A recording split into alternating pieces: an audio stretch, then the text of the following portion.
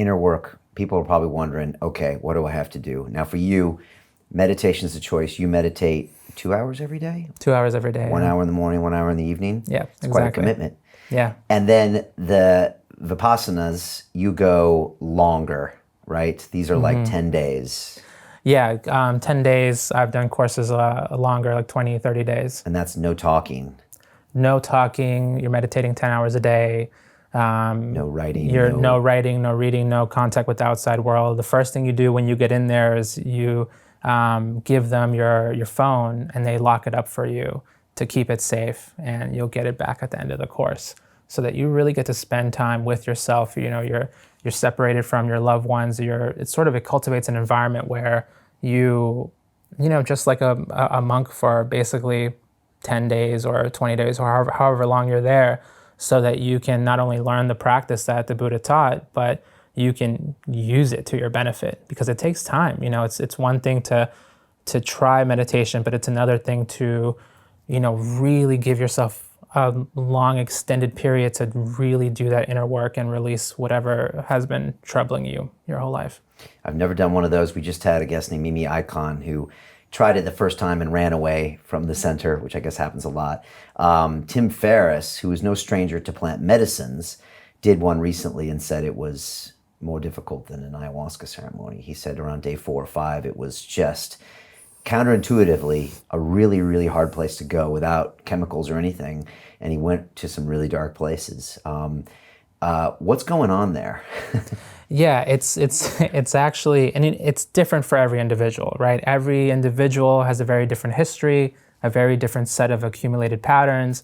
So, I don't particularly know what Tim Ferriss's story is, but we all go through different things. I remember when I did my first one of the main things I felt was such intense anxiety.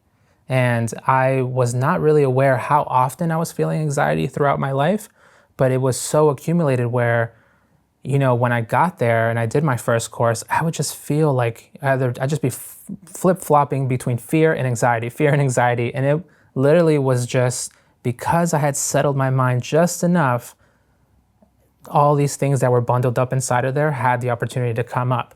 And that practice is worthwhile because it actually gives you the tools to not only not reinforce them or get caught up in that storm, but really just, create that space within yourself so that you can release all these things. And when you get out at the other end, I remember my first one out, I was thinking about leaving for between day 1 to day 7. I was like, how am I going to get out of here? And luckily I actually didn't leave because I was in the middle of Washington State, a state that I had never been in before, and I had gotten a ride there and this was before the time of Uber, so I literally had no way of getting home.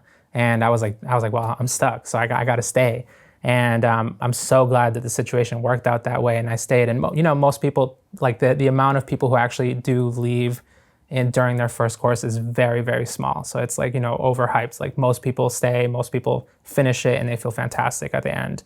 But it does bring up a lot of deep things that we have to sort of have the courage to face and then let go. At the end of it, I felt like I lost 100 pounds. I probably lost 5 pounds, but I felt completely, it was just surreal how much better I felt. I remember calling my friends, and not only was I so much happier, but I told them, I was like, guys, I learned more in 10 days than I did in 4 years of college.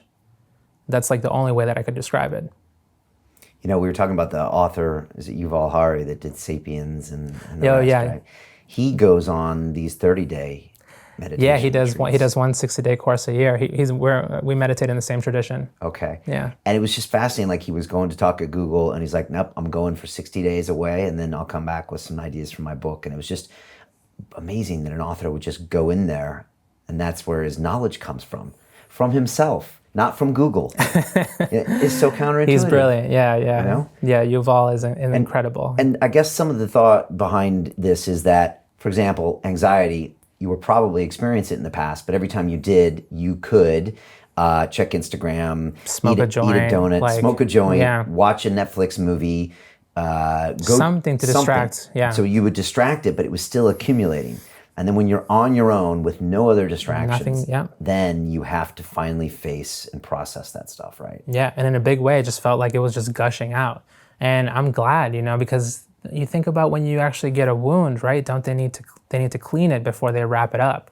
And it's the same thing. I feel like oftentimes we're wounded so much throughout life, and we never do that work to actually clean up that wound, process it well, so that it can actually heal.